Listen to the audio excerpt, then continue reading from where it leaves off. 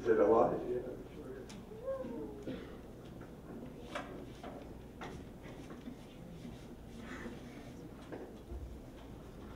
Good afternoon, and thank you for joining us. We had a little bit change on our schedule, so we won't have the Chinese students today, unfortunately. But hopefully some other time we'll be able to have them here so that you can interact with them too.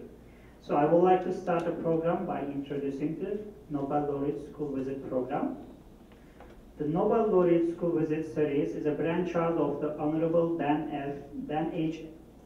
Van Jr., the founder and first director of the GFK Library and Museum, and Ed Shapiro, a Russian-American scientist and inventor. Ed sort of dreamed it up in 2008 and shared it with Dan, who liked the idea very much. He in turn brought in the Nobel laureate, MIT professor Robert Salam, and two outstanding educators, Drs. Van C. Scholz, formerly Lexington Newton High School's principal, and Phil Flaherty of Massachusetts Secondary Schools Administrators Association. The MSSAA board embraced the program and provided the institutional base for its implementation. Professor Salam appealed to his Nobel classmates. The 32 Nobel laureates residing in the metropolitan Boston supported the idea, and 16 of them agreed to participate.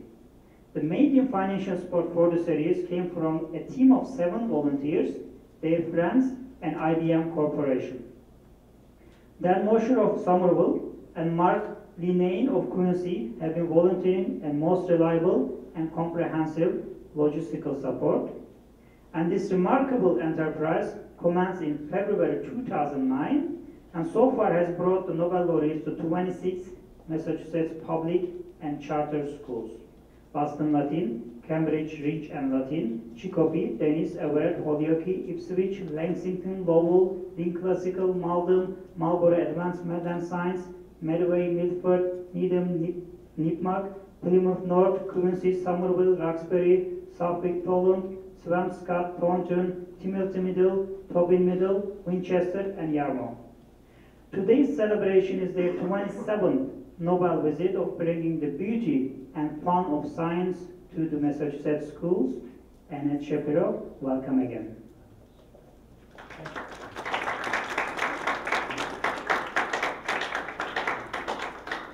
Thank you. Can you hear? Yeah. Okay. Dear children, Nobel Laureate Glashow, the honorable guests, members of the faculty and central administration of the wonderful Pioneer School of Science. Good morning. Good morning to you,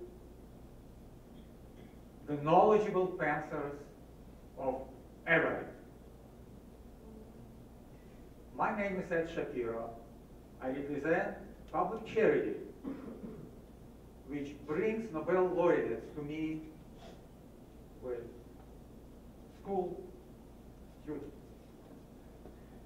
It is my honor and privilege to, on behalf of our Nobel laureates and our volunteers, to express our deep appreciation to Headmaster Eisen and his team for such a brilliant assembly. Let us give them a thunderous round of applause.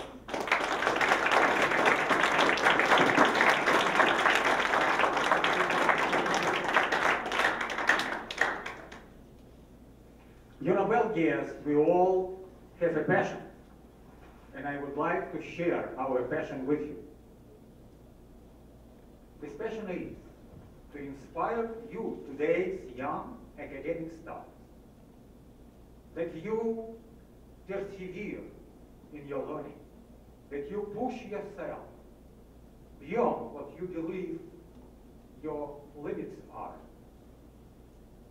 In this core of doing the STEM programs, you will realize that there are no limits in what you can do, and follow in the footsteps with the Nobel Laureate and intellectual leaders of your generation. Today, I will share with you just a few facts about the Nobel laureates. Since 1900, when the Nobel Foundation was established, many people lived on Earth, among them 835 Nobel laureates, people like yourself. They live lives you know better than anybody, because what they do, what their families have done, is your family. I would like to bring up several facts pertaining to the Nobel laureates to describe how similar they and you are in life. For example, all Nobel laureates are passionate, love science and learning. How many of you like that? You see, what did I say? All Nobel laureates are extremely curious. How many of you are curious in what you do? You see that? All Nobel laureates are honest in what they do. They study, they do not cheat. How many of you are honest in what they do? I hope all of you. The discoveries the Nobel laureates do make, they destroy all dogmas and wrong interpretations. Sometimes their discoveries shock the nation. For this reason, they must be very courageous in their lives, in their studies. And I believe many of you are. How many of you are courageous in what you do? And finally, Nobel laureates are extremely diligent. They work non-stop as much as they can, and I believe you do the same. Raise your hand if you do. I just proved to you that you are prepared to become Nobel laureates in your life if you proceed where you are today. Among all the laureates, about 40% came from the United States. And out of maybe 200 Nobel laureates in our country, 32 reside in the state of Massachusetts. And one of them, Nobel laureate, professor of Boston University, Glashow, with us today. From his autobiography and Nobel lecture, if somebody read his lecture, how many of you read his biography? Perfect. You know, he was extremely curious about science. He loves science to this day and never hesitated to make discoveries. This is how it happened that he made a remarkable discovery in his life, and he will talk about it, and many of you asked him about it.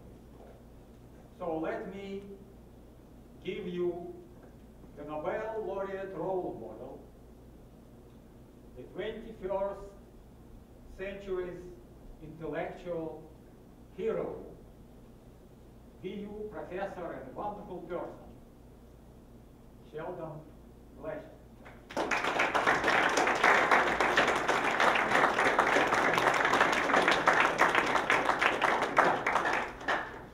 Thank you, Wade. Pleasure to be here at this high school I didn't know anything about until I was introduced to me today. And I knew a little bit because a couple of days ago I received 42 questions that the students have asked. And I'd like to answer every one of those 42 questions, and possibly some others that you might have thought of since. So therefore, I'm not going to talk for very long about myself and what I've done. I'm going to step down and join you and let you address all these questions. But where should I begin? What more reasonable place to begin than when I was in high school? That was quite a while ago. I graduated from high school in 1950. I attended the Bronx High School of Science. In New York City, there were then, and there are still, a number of exam schools, several of which are devoted to the sciences. There's the Bronx High School of Science, there's Stuyvesant High School in Manhattan, and there's the Brooklyn, what is it called? The Brooklyn, I don't know what it's called. School of Law. Yeah.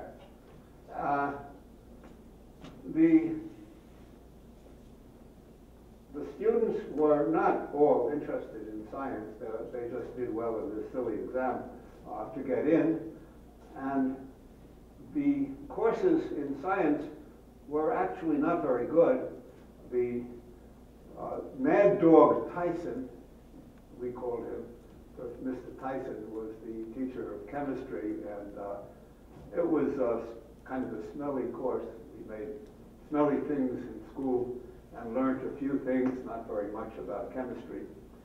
There was a biology course. We, like you, had first biology and then chemistry and then physics, which is really not the best way of doing things. It should be physics. Physics should always be first. Jumping ahead a bit, when I won the Nobel Prize, the first prize was awarded to physics, the second to chemistry, the third to biology, which is the proper order of things. There's sense to it because you need to understand physics to understand chemistry, and you need to understand chemistry to understand modern biology. But of course, when I went to school, there was no modern biology. Anyway, since I was not very interested in the science courses in high school, I principally learned science in those days from other students. And when I went to school, throughout my education, it was always the talking to other students and working with other students that I found at least as important as learning things from the teacher. I had a little laboratory in school. I'll tell you about that in answer to some of the questions. And then it was time, as we graduated from high school, to go to college.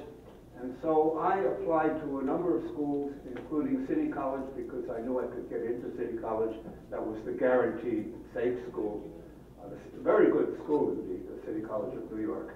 And I applied to MIT and Cornell and Princeton, MIT, Cornell, Princeton, and Harvard. And in those days, I don't know how it is today, I had to put down my first choice. My first choice, I randomly chose Princeton. Harvard interviewed me. It was the only school that interviewed me. And when they interviewed me, they said, by the way, you have said that you, on your application, that Princeton is your #1 choice. Why did you say that? And I said that because Princeton was my #1 choice. Anyway, I was rejected to Harvard. I was accepted to Princeton and to Cornell and to MIT, and of course to City College. And so was my friend and classmate, Stephen Weinberg. And so the two of us drove off, his father drove us to see these three schools. And Princeton was, in those days, a very depressing place where it was a uniform school in a sense. You had to wear a black cloth over dinner time, and everybody wore these dirty things. It was a very stuffy place, so I was not interested. Neither of us wanted to go there. We went to MIT, and MIT was okay, but everybody was studying physics or engineering, and we wanted a more general thing. So then we went to Cornell, and for the first time in my life, New York boy, I saw cows and chickens and things like that. So we decided we'd go to Cornell. Cornell was fine. We learned a lot of physics. Now let me say that I've been interested in science since I was in junior high school. And I was interested in science because I wasn't very good at sports. The other kids would let me play with them, but I was usually the last choice on the baseball team, and I would always play right field. Not very well. Then I got interested. We lived in a kind of private house that had a basement, so my father made me a chemistry lab. I did a lot of chemistry things that I shouldn't have done. Explosives and all kinds of dangerous, smelly. I'll just tell you one of them. I synthesized selenium tetranitride, Se4N4. It's a ring compound. It's extremely unstable. It's only stable in benzene, which is an extremely carcinogenic thing that I shouldn't have around the house. But nonetheless, I had it. And when the benzene evaporates, causing cancer in principle, but forget about that part. When it evaporates, the stuff is so unstable that it spontaneously explodes in a puff of light, a puff of smoke, a flash of light, and the smell of rotten horseradish, because all compounds of selenium smell like horseradish. Do not ask me why. Anyway, then it was time to apply to graduate school. I knew I wanted to study physics. So again, I applied to Princeton and Harvard and some other places. Princeton, which rejected me as an undergraduate, accepted me as a graduate student. And Harvard, no, Princeton, which rejected me as a graduate student. And Harvard, which rejected me as an undergraduate, accepted me as a graduate student. So I went to Harvard, had a wonderful time, and in 4 years I got my PhD. Now, I had a thesis. Let me tell you the story of my being assigned a thesis subject by my advisor, great physicist named Julian Schwinger. He was so great that he had a dozen students at a time, and the new students would line up, and each one would get a problem for my friends. And then it was my turn. I was last on the line, and he had run out of sane problems. And so we said, why don't you go off and unify the theory of weak and electromagnetic interactions? And I said, what? And he said, well, I mean, there's some reason to believe that these two, okay. So I went off, and a year or two later, I failed to do this, but I did a few things which I thought might be worth a thesis. He agreed. I got my degree. I was going to go off as a freshly minted PhD to Moscow. I wanted to see the Soviet Union. I wanted to see Russia. My parents were born in Russia. So I had this foolish idea that I would go through the Soviet Union, and the Russians agreed, more or less, and the State Department agreed, more or less, except I didn't have a visa, and the visa was not coming, so I decided to go to Copenhagen instead, because there was Niels Bohr was alive, great physicist Niels Bohr. He had his Institute for Theoretical Physics, and I applied. I said I wanted to wait there until I got my visa. I found it very nice in Copenhagen, and I had a Russian housemate. There were a number of Russians and Chinese postdocs there. It was one way that people on either side of the Iron Curtain could meet and associate with one another. But I even met the Soviet consul to Copenhagen, and he came to our parties, and he would give us vodka, and I would say, thank you for the vodka, but do you think there's any chance I'll get my visa? And he said, visa coming. Several bottles of vodka later, several months later, several is comings, no visa. So I went to Switzerland and went to the Soviet embassy in Switzerland, and I said, is my visa coming? And this time I got a straight answer, not coming. So I didn't go to the Soviet Union. Instead, I hung out in Copenhagen and at CERN in Geneva. I wrote a paper in 1960 that I did not think was very important, where I started to answer the question that Schwinger had asked me to try to unify the weak and electromagnetic interactions. But I really didn't think that couldn't solve the problem. And the key steps were, that was 1960, and in 1967, my high school buddy, Stephen Weinberg, who was then at MIT, I was at Harvard, solved the problem that eluded me and figured out the